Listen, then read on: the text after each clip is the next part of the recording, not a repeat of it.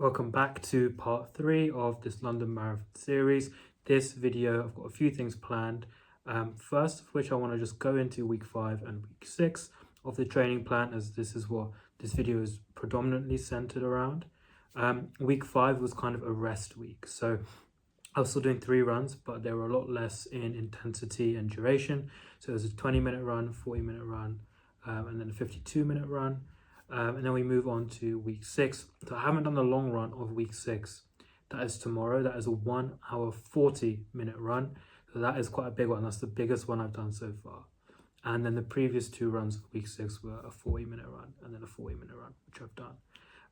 All of those were going pretty good. You know, I had the good energy. I felt like I could have pushed myself even harder than what I did, which shows that I do have a lot of kind of cardio built up, and my endurance is pretty good, which is very good to hear. The ankle is not giving me much issue as well. I'm doing some stretches and I'm incorporating those into the routine before and after I run. Nutrition is all good as well. Everything seems to be going pretty good. Now, one question you may have is, do I really know what I'm doing in terms of the London Marathon? Like, I've just started, I've never done it before. So we're going to find out exactly how much I know about the London Marathon. And I'm going to prove to you that I'm actually an expert, even though I've never run it before. So we'll go into that. Okay, I have pulled up this London Marathon quiz to test if I really know what I'm doing here. So I want to ace this test. I know for a fact my knowledge is astute when it comes to London Marathon. Also, sorry about this, my computer screen in my glasses. It's kind of hard to get it out of the way. I hope, just bear with me, please. So here's the London Marathon quiz. Start it. When was the first? Okay, I have to admit, I did a failed attempt of recording this before, so yeah, I got that wrong, but we're not going to include that in the quiz total because that's unfair. Right, so the next one. How many people are expected to take part in this year's marathon? Well, like, if you look here, it kind of literally says 39,000. I think this is talking about 2024 London Marathon. So the fact that it says 39,000, surely they're gonna up it for the next year, right? So 55. See, there we go. See, I know my stuff. Who with a marathon record of 2 hours 15 holds the women's marathon record? Okay, now I know Kipchoge. He's the Don who holds it for the men. And for the women, Paula Radcliffe sounds like a pretty well-known name. So I'm probably going to go for that. See, there we go, easy. 2 out of 2. The marathon is the largest fundraising event worldwide, but how much money has the marathon raised since it started? Let's be honest, no one knows this total. All these numbers here could be made up as well. So it's clearly capping. I don't think even the people who are involved in adding it up fully know, right? It's pretty hard, but it must be a big number because they've cast it up here. We're going to go 1.15. Only 890 mil. Okay, fine. How many portable toilets will be on the streets for the runners and spectators? Yeah, how am I meant to know this realistically? This quiz is hard, okay? This quiz is tough. I wasn't there last year. I didn't go around and count. 1,501 seems pretty... I was going to say that's a round number, but then you have 3,300, which is also a round number. So let's go with the one that isn't a round number. See? There we go. Absolutely, I knew that. Temperatures have rocketed this week. I'm recording this in winter, so clearly I'm not doing it in the right season. What was the hottest marathon recorded at? Ain't gonna be 19. 22.2, 24 points. 22.2, that's room temperature, so it's not that impressive if it was recorded then. 24.6, that is getting up there. But realistically, it's got to be. But 26 isn't that specific. 24.6 is specifics. I'll go with that. 22.2, that's the hottest. Whatever. Which country has produced the most winners in the men's elite race? Okay, it's definitely between Ethiopia and Kenya. Great Britain, we don't munch healthy enough. Clearly, United States, they don't munch healthy enough. It's gotta be hard between these two. We'll go with Kenya. Yes. Good. 3% of people back to the US. Fair enough. So Mo Farah will be racing in the marathon this year, but how many times has he completed it previously? Once, twice, 3 times, never.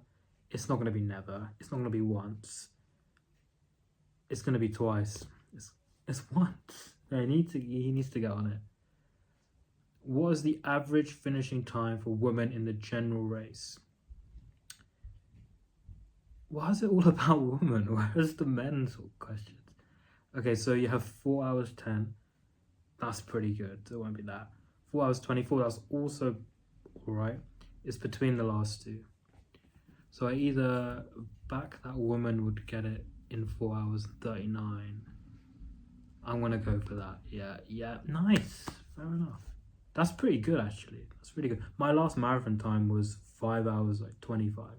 That was quite slow. So that's good. Which athlete won the men's wheelchair race for a 7th time last year? Marcel Hug is a very nice name. Mr. Hug. John Cassidy, David Weir, no. Joshua George, no. Doesn't really sound like a proper name. It's got to be Marcel Hug. David Weir. 71% knew that as well. Fair enough. How many people apply to run the race this year? I think it's 430,000. Okay. It's not going as well as I thought. Hydration is key for marathon runners. How many bottles of Buxton water will be handed out? Highland Spring is the better brand, in my opinion. But okay, we have 250,000. That's a lot. Bottles of Buxton water. Surely it won't be near 1 million. That's too much. It'll be 650.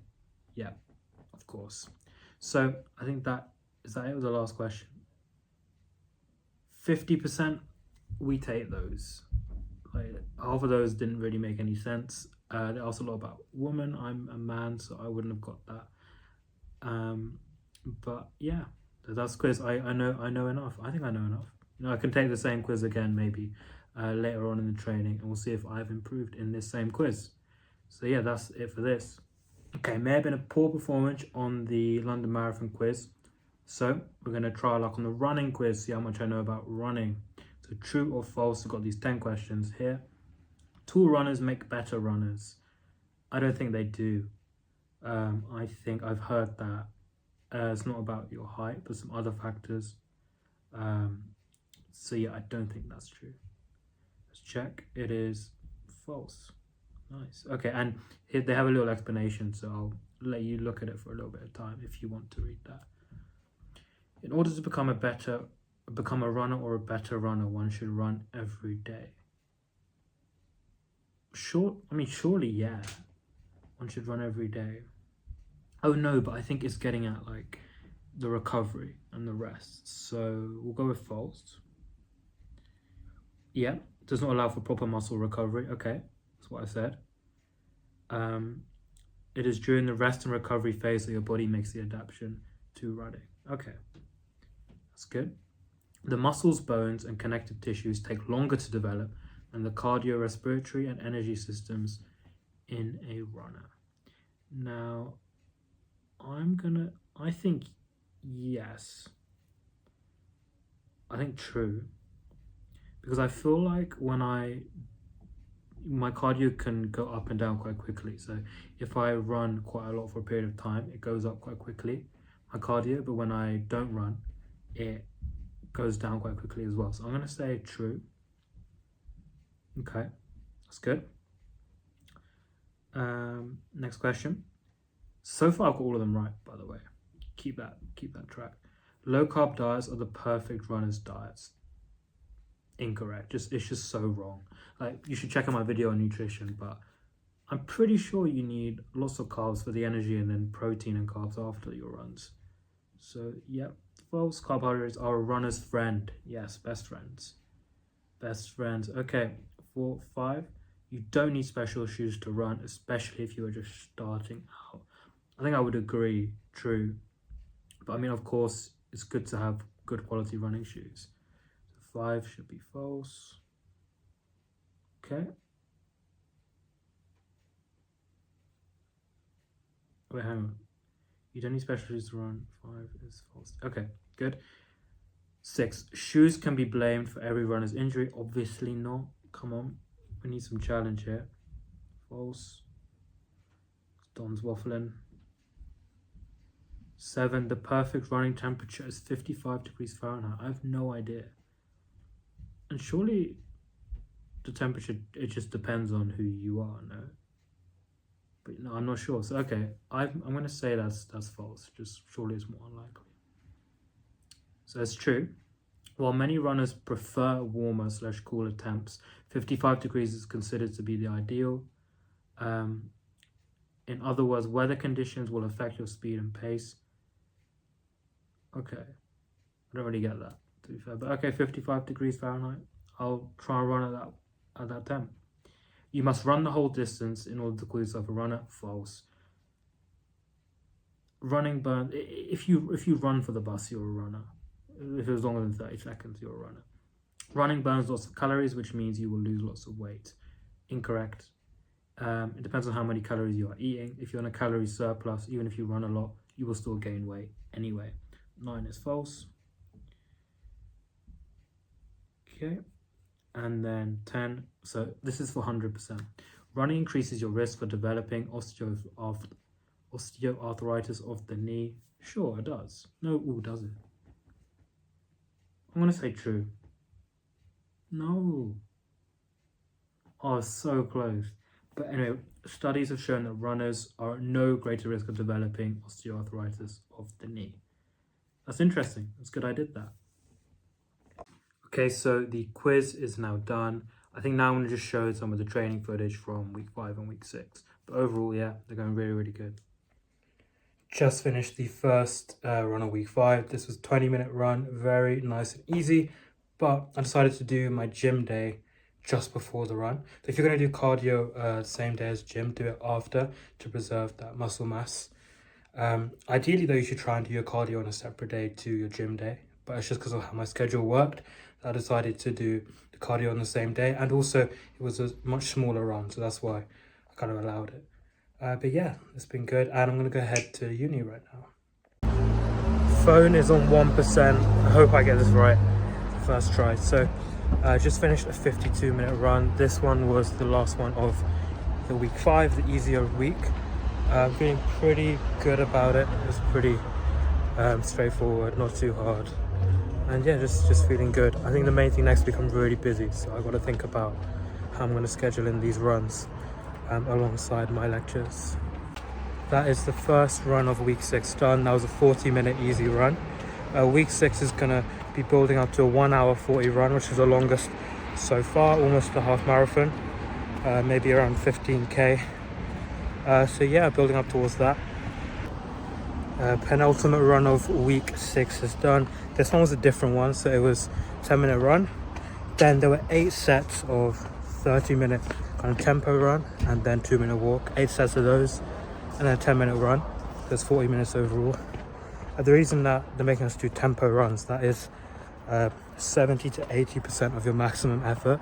So this one is, we're running a bit faster for those 30-second blocks, and that helps improve your running economy, and it allows you to run longer, run quicker for longer periods of time. Okay, we have done the long run of the week. That one was really, really hard. That was 20 minutes and then 5-minute walk times 4. So in total, hour and 40 minutes run and walk.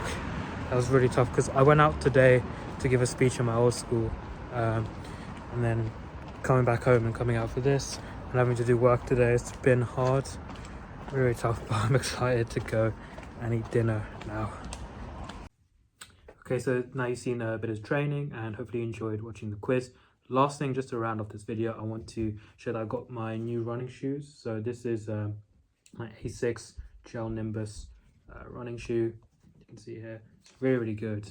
I just looked up a little bit online as to what I should look for, and I used ChatGPT. It showed this one is very good for long distance running. It's good because it's got very good cushioning, And I felt that when I'm putting it on, it was basically like I was walking on a cushion. It was quite good cushioning.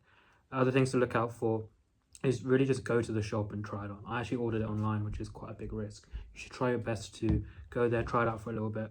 When you get a new running shoe, you should take some time just to break it in. So run for it, increase the mileage so you get used to it. And yeah, companies I recommend are definitely Asics and the Gel Nimbus. This one's really, really good for long distance and endurance running, like marathon running. There are other little niche things you can look out for as well. Like some people do like gait analysis and the heel drop when they run. You can buy certain shoes to help with that, as well as the width of your feet. You can do all those measurements as well. I didn't bother with all of that. I just got one that's generally quite good for long distance running. This one I think was around a bit over £100. So yeah, it's quite expensive, but I guess it's good just to buy once and it will last you quite a long time. So that is everything for this video. I hope you enjoyed it. Week 5 and week 6 been going pretty good. And I hope to see you on the next one, where hopefully I'm planning to do like what I eat in a day.